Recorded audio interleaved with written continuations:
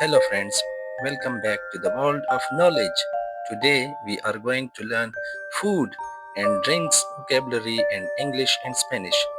This will help you talk about your favorite meals in both languages. Let's get started. bread, pan, rice, arroz, pasta, pasta, pizza,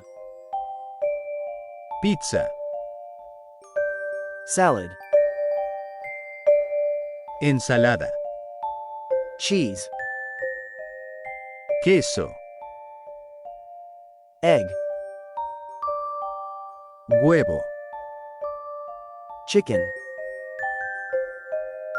pollo, beef, carne de res, fish, pescado, soup, sopa, potato, papa, patata, tomato, tomate, onion,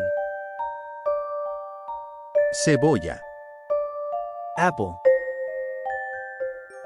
manzana, banana, plátano, banana, orange, naranja, grapes, uvas, strawberry, fresa, watermelon,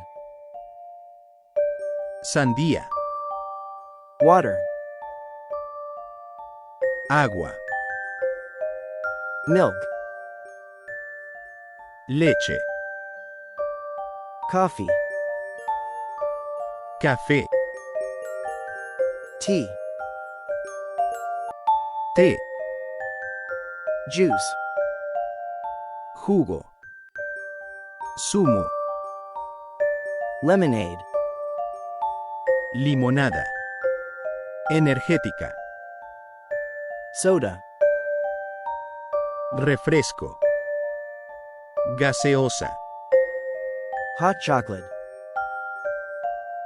chocolate caliente, smoothie,